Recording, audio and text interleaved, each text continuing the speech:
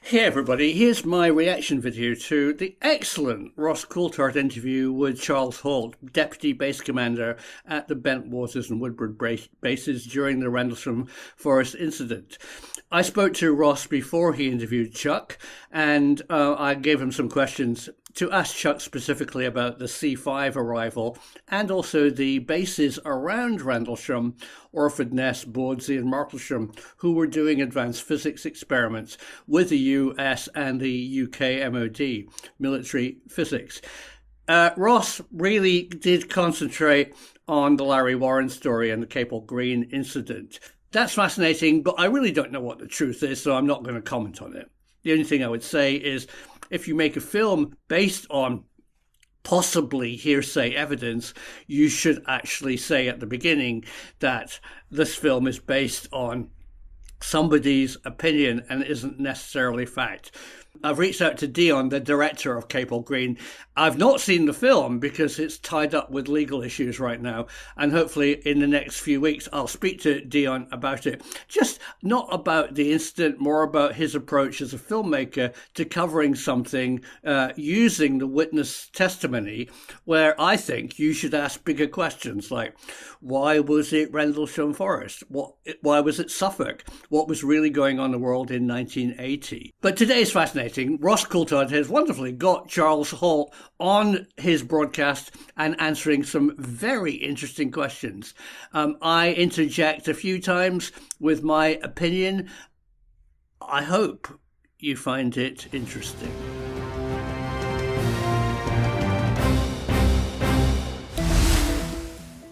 G'day and welcome back to Reality Check. I'm, of course, your host, Ross Coulthart. Okay, everybody, here's my reaction video to Ross Coulthart talking to Charles Halt about the Rendlesham Forest Incident of December 1980.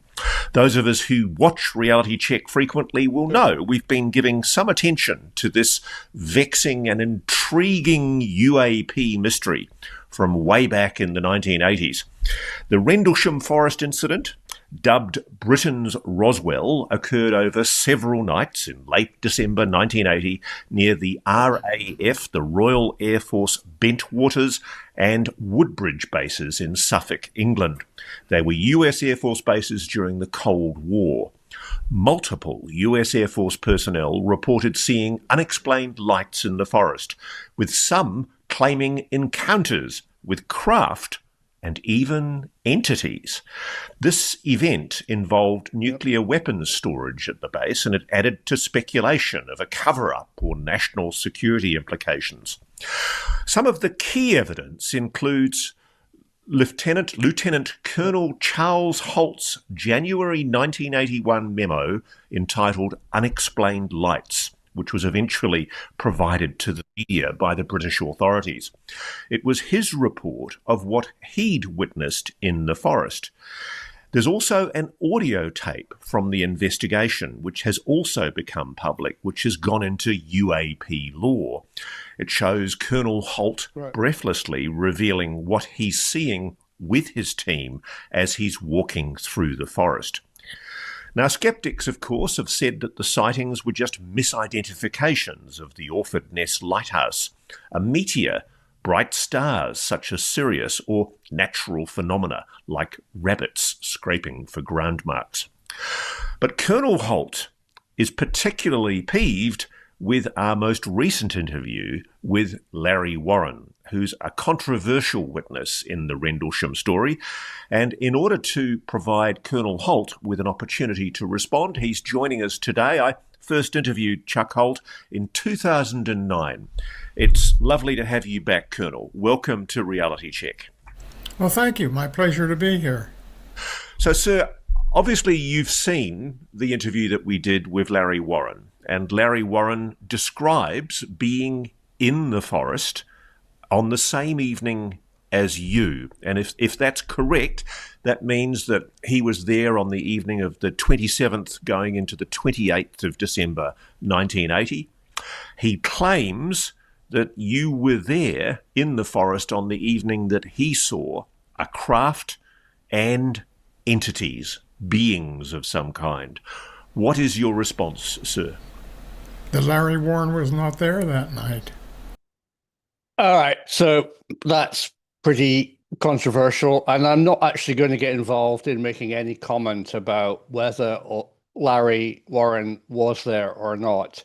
The only thing that I would say is that the upcoming release of a film called Capel Green very much is based around Larry's claims that he saw alien craft, little green men, and that Halt and Halt's boss, Williams, were there at the event in a farmer's field. Now, let me explain what Capel Green is. Capel Green, I know Suffolk very well. I lived in Norfolk and that area. Capel Green is just a selection of farming community just to the east of Rendlesham Forest. It's where the forest ends and farmland begins. It's between Rendlesham Forest and the North Sea, which is very close, of course, to Orford Ness, Bawdsey, and places like that I've talked about. It's a small farming community. I have no idea if anything happened there. I sincerely hope in the Capel Green film, and I really plan to talk to the director in the next few weeks. I've reached out to him, and he is willing to talk to me about it. If I was making Capel Green as a film based on Larry Warren's testimony, I would say, it's controversial, and the problem I have with all films and books and investigations and YouTube and anything about Rendlesham Forest is that they miss the big picture point. The two questions that you really need to answer about Rendlesham Forest, and you've probably guessed what I'm going to say, is why did it happen in Rendlesham Forest? What's special about Rendlesham Forest? What's special about Suffolk? Go away and investigate. Where is Rendlesham Forest? What's around it? Why do you think aliens or some other event, a strange non-human event, occurred in this forest in Suffolk? Not Trafalgar Square, not in anywhere else in Britain, but specifically in a place in Suffolk. Think about that very deeply. Go away and answer that question. And then the second big picture question that I like to ask, which has a lot of answers when you answer it, is why was it December 1980? What was going on in Britain? What was going on in the US? What was going on internationally? What was going on in the Cold War? And what was going on in military physics? When you answer that, you start getting some hints of what might have happened. I am frustrated that this internal continual argument between Rendlesham Forest witnesses, who are only part of the story. Okay, they witnessed something, but in fact, the witnesses are all very compromised. They're either got a very subjective opinion of what happened to them. There's cases where two witnesses, who I've spoken to, standing next to each other, have different stories. Very interesting. Is it because they have assessed what they saw subjectively? I think possibly. I think the human brain has problems in assessing the highly strange, and we put it into our own little compartments in our brain, and we describe what we think we see. Or a much more sinister thing, were the witnesses actually meddled with post-exposure? There's good evidence that there was intense interrogation after these people saw something, and some of their stories were tried to be changed by an unknown agency. Certainly people were supposedly drugged, hypnotized, or threatened. Why? Big point here is, if it was genuinely aliens, the US Air Force, the British MOD, or whoever might be involved in covering this up wouldn't care. I mean, there's nothing that they can do. Aliens, they're not a threat to national security as far as we know. Why would they cover up what actually happened at Rendlesham Forest so strongly? People who were definitely injured by exposure to whatever occurred in Rendlesham Forest were denied any settlement for at least 15 years due to the Department of Defense covering up the whole thing, saying it didn't happen. It was only because it came out in the British MOD conduct report, admitting that there was an incident in the so-called Bentwaters Woodbridge area, did the Department of Defense actually settle some claims. What are they covering up? One person that you probably won't be happy for me to cite, but what he says is very, very interesting and smart, is Kirkpatrick, the now retired head of Arrow. You're all jumping off your seats. Let me tell you what he said that is very smart. When he first was hired by people on the Hill, I'm assuming that is a reference to the people in Washington who are his bosses. He said to them, listen to this very carefully, I will go away for a year and look at all the past reports, all the current reports, and when I come back in 12 months, I really hope I tell you it's aliens. Because if I come back and say, we don't think it is aliens, that is terrifying, because that means it's one of two things. It's either enemy technology that is far advanced of anything that we've got, or even more worrying, it's US black defense contractors' weapon systems that I and you in Congress don't know about. Terrifying. I want to come back and say it's aliens, because if it's aliens, what can we do? They obviously don't pose a threat. They've obviously got advanced technology. We could study them, but it's not a security threat to our nation. If it's an enemy or if it's something hidden internally, it's far more worrying. That is a great example of why it's aliens isn't a worry, isn't something that at Rendlesham needed to be covered up. But they did cover it up. Why? Right, I'm going to skip on in Ross's and Charles's interview and react to some other things that they say. Can I ask you this more broadly, Colonel? Do you believe there was a cover-up of the events transpired in the forest over those 3 nights? I think Larry's been used as disinformation. He's fit right in with their scheme. Believe me, there's no better way to make something ridiculous than to, embellish it and make it sound like something really wild. Larry did you ever ask for his discharge? He has a coded discharge that says he can never re-enlist, he can never work for the government, he can never hold a security clearance.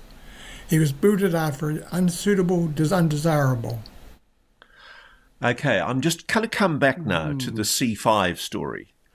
You're 100% sure, are you, the C5 arrived after the incident? Because some witnesses placed that aircraft arriving prior to the incident. It's possible, but I only remember seeing it on Monday or Tuesday the following week. Because it's been suggested to me that the C5 might have been part of a psionics team.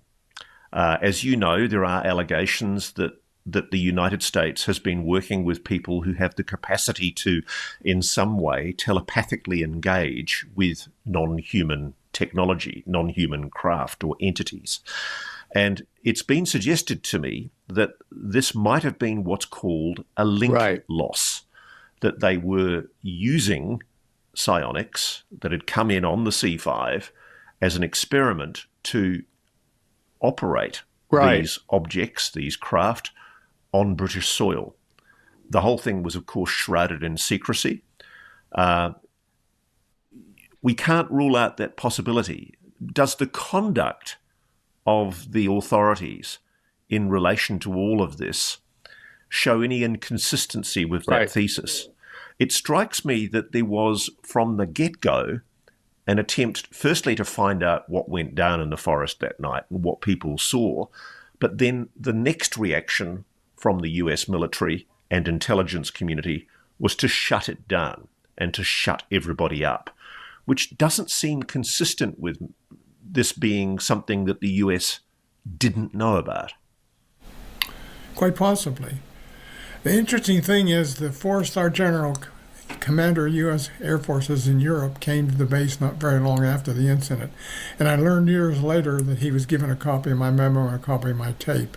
The British were quite upset because they didn't receive a copy. And did you have any opportunity to speak to the 4-star general involved? I did, but he didn't ask me anything about the incident, and I certainly didn't bring it up. Right.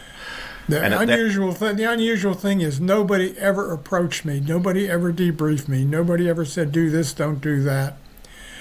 I got promoted. Now, in 1980, you have to understand the environment. If you reported a UFO, that was a killer. That was, it was not career enhancing at all. That was the end of it. It didn't happen to me. It did your career no harm, which again implies to me very strongly that the US kind of knew what this was. They definitely knew what it was. Gordon Williams got involved after the fact. He was aware of what happened to the people with the interrogation.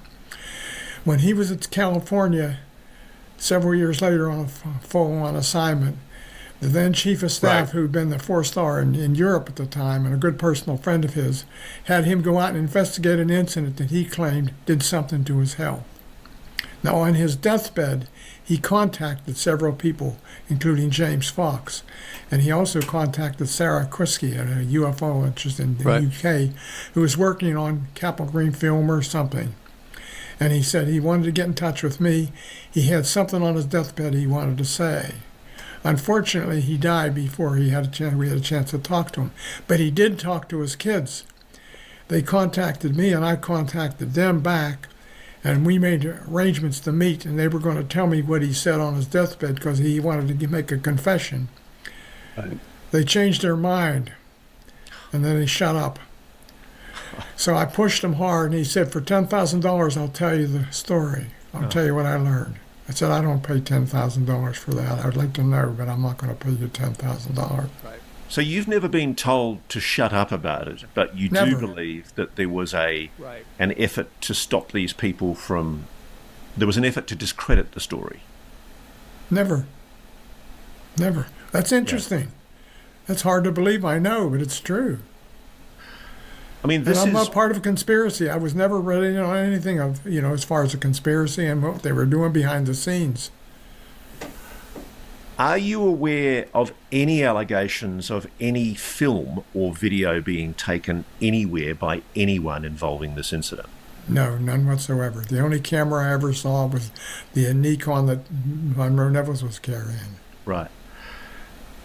And did you ever get the opportunity to speak directly to the Wing Commander Williams about whether he went into the forest that night? Yes, well, I know. When I ran into him the following morning was Sunday morning. I came back home. I got home around 4:30, 5 o'clock in the morning. I couldn't sleep. I took a shower because I was wet and muddy. I got in the stream. I decided to go in the office. And the office was a big Quonset hut with a foyer in the center, the wing commander's office on one side and our office, the base commander's on the other side. And as I got to the front door, he drove in. So I waited and opened the door for him. And the first thing he said to me was, that was some night you had last night, because he overheard all my conversations with the command post when I was asking him to check with the radar and do this and do that. And I said, I made a tape. He said, come on in the office, play the tape. So I played the tape for him. That was Monday. He said, I'm going to take it to the staff meeting, 3rd Air Force staff meeting on Wednesday. They had a meeting every Wednesday morning, and play the tape. But did he specifically say that he'd been at home that night? I mean, did he say anything that was in... He said he's entertaining. I went to his wake or his celebration of life several years ago when he passed away. And his wife, ex-wife, who was his wife at the time, Marge, was there, and I knew her because she was a bit of a problem on the base. Believe me, she was an interesting person. So I said to her, do you remember that night? She says, very distinctly. She said, I remember those 2 cops coming, and Gordon wouldn't tell me anything about what the cops told him. What had happened is Conrad sent 2 cops over to inform him because he didn't want to put anything on the radio. He wanted them to know that I was out in the forest. So you're 100% sure that he didn't go with those police to somewhere in the forest? Can you rule out the possibility? Absolutely positive. Right, okay. All right, so there we have it. I mean, we have all of these inconsistencies in the Rendlesham story. Let's talk about what we do know for sure. Do you believe that what you saw that night was some kind of non-human intelligence? Definitely. Whatever came into the forest that night had to be intelligently controlled. It avoided the trees. It bobbed up and down and went around through the trees. When we tried to approach it, it went back out into the field and exploded. Do you believe that the United States was genuinely interested in trying to investigate what happened that night? Definitely. Do you believe that sections of the US military, notably the Air Force Office of Special Investigations, interrogated aggressively some of your subordinates and used some kind of drugs to compel them to reveal the full story? Yes, but I don't think the OSI did it. Experts came in from, like I say, CIA and British intelligence. Tennyson distinctly remembers one of them was a Navy commander in uniform. A British Navy commander or no, American? American. Do you remember the rank? No, he said commander. That's all I know. I didn't see. Oh, sorry. It was actually the commander rank. Okay. Yeah. And that's equivalent to lieutenant colonel. Yes. Right. Do you believe there's been an active disinformation program and cover-up by sections of the US military and intelligence community about Rendlesham in the years? Definitely, and Larry Warren's part of it. Maybe unknowingly. You believe he's been unwittingly used? Yes, definitely. Okay. Didn't take much to get him to cooperate with him, no. I'm not going to buy into this blue, but I'm fascinated by it because fundamentally at the heart of all of this, Colonel, we shouldn't get distracted by the fact that something anomalous did happen in the forest that night. Definitely. Now, several people have told me, and I believe them, there are incidents before and after that relate to this.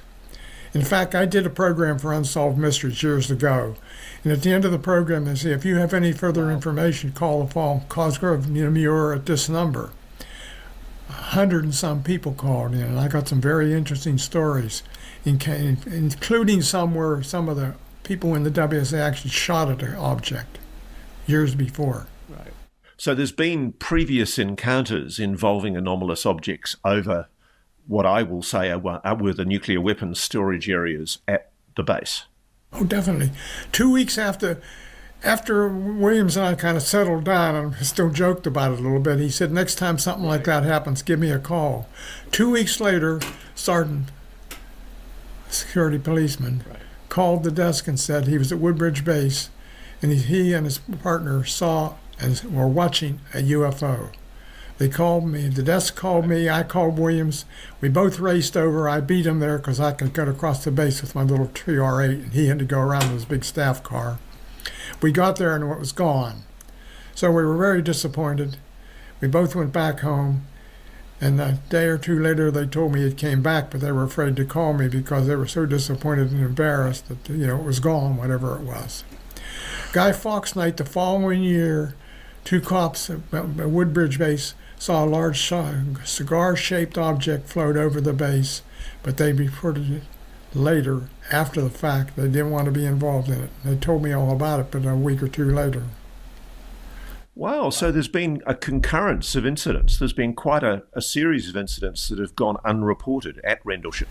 Oh, probably dozens. I'm just guessing. Why? There's something about that area. There's an attraction of some type, or a portal, or some reason that the people with the penal colony and the people with the power station. Okay, let me ask you about that, because there's a colleague of mine, a friend of mine, Simon Holland, who does his own podcast, and he speculated that it's linked to tests that the British were doing at different secret facilities in and around the area. Is it possible, do you think, that there was some kind of weaponry being tested in the area that might have explained all of this? Well, John Burroughs is firmly convinced that there's some type of testing of high-frequency pulsed radar that may have affected him. I don't know. I can't comment. I don't have any knowledge of it. I wouldn't rule it out. There's a lot of stuff that went on in the base that even the base commander and I didn't know about. We didn't have a need to know. It's funny, I don't know how you guys in the military put up with that kind of compartmentalization. I wouldn't last 5 minutes in the military because I'd always want to know what was going on. If somebody tells me I'm not allowed to know something, I immediately need to know about it. So Well, I can have I to tell you ask you something this? interesting. Later in my career, when I ran the DoD IG Inspection Directorate, we did an organizational inspection of DIA and NSA. I went out on the inspection in brief for the NSA, and it didn't take me long to figure out, or my team chief to figure out, that every time you opened the door, there was another door, and you weren't going through that second door. That the director of the NSA has no idea what the hell they're doing. It's Actually, so compartmentalized. I didn't realize you'd worked as the DoD Inspector General. So you All were the actually. inspector, all the teams work for me. So this is really interesting because, of course, the DoD IG, the Inspector General of the Defence Force, is one of the bodies that's meant to be oversighting the veracity of claims about UFO incidents. In practice, when you were doing that job, it's quite clear from what you're saying here that it's very easy to snow the Inspectors General. True? When I did the Unsolved Mysteries program, prior to doing it, I was still on active duty. I was serving in the DoD IG. They approached me about doing the program, so I was a little reluctant. So I went to the DoD IG himself, and I said, here's what happened. What do you think? And he sat down and listened to everything I ran him through. It took about an hour, everything I knew. He said, do it. I went and did it. It's one thing I love about America is that there is still a culture of openness and transparency. But as you say, there's always another door. And if they don't want you to go through that door, You don't. even in the Inspector General of the Defence Department, you'd never get through it. True? True.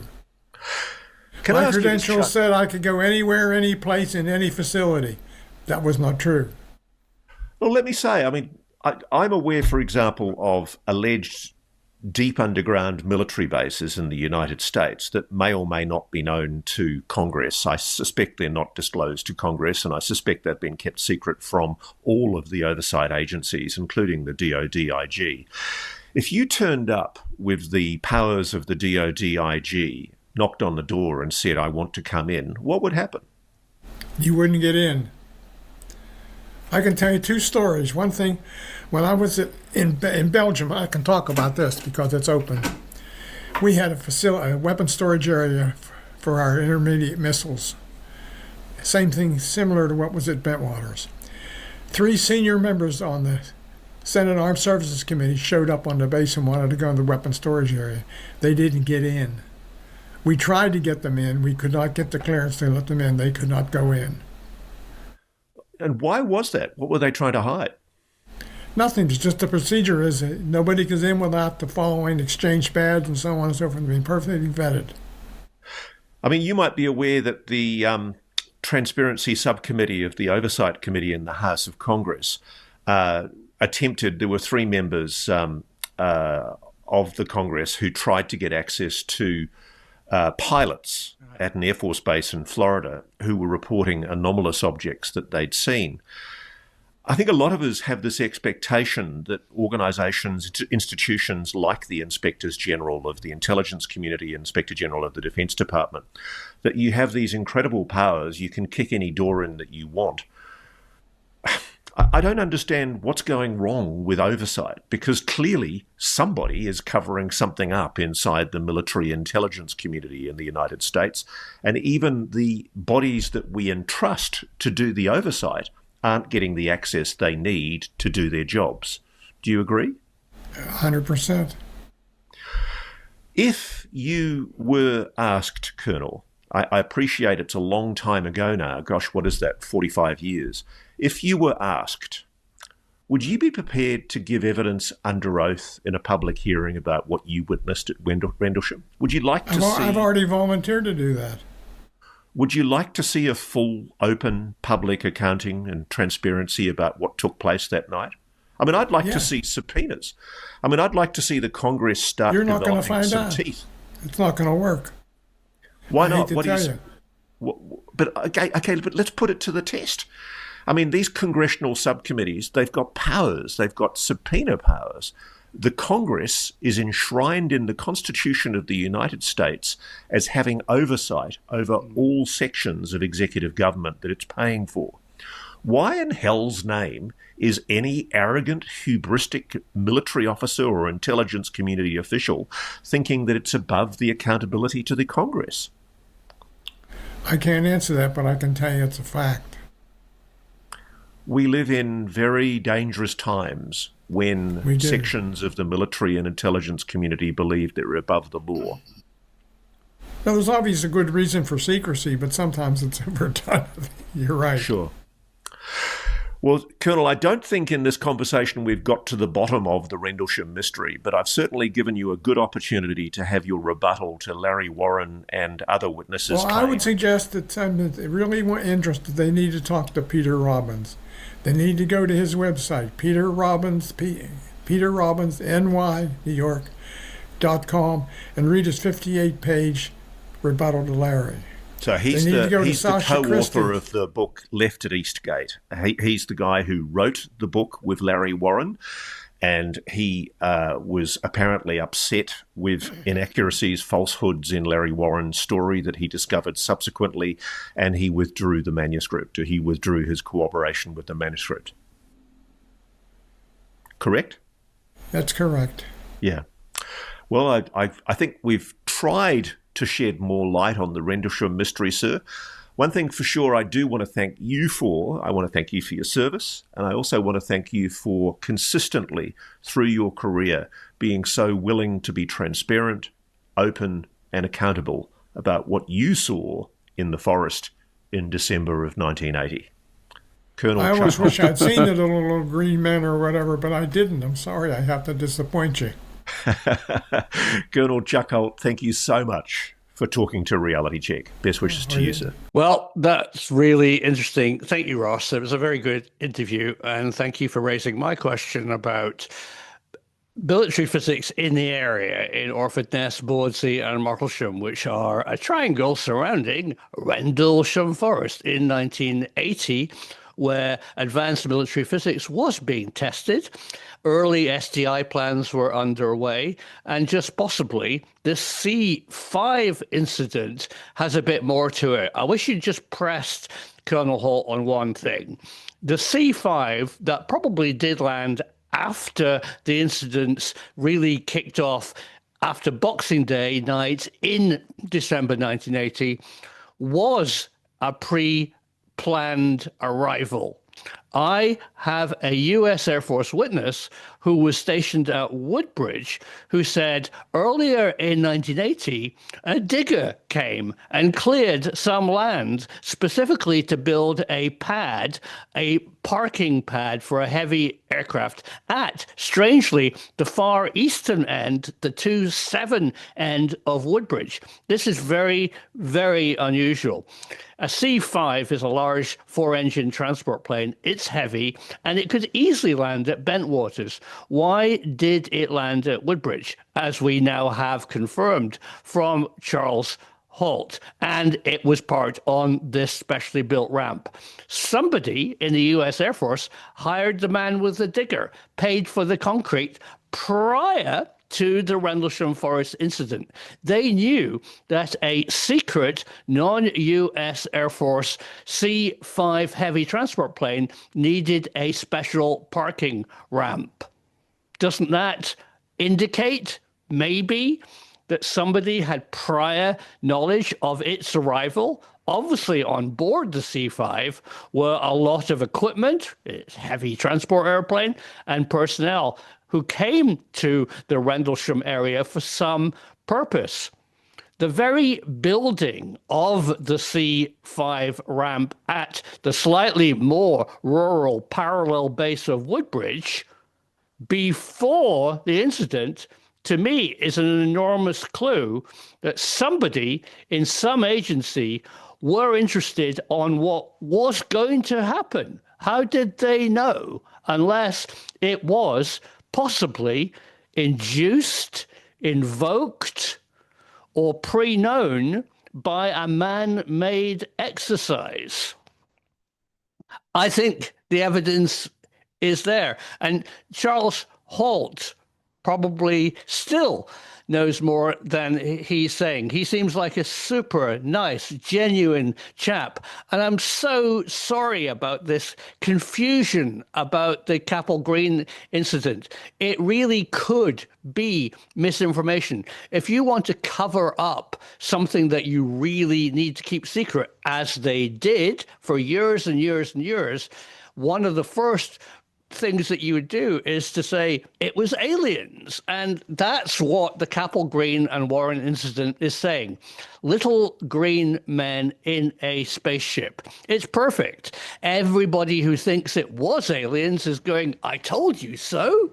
And it closes down the inquiry. They've used that excuse before.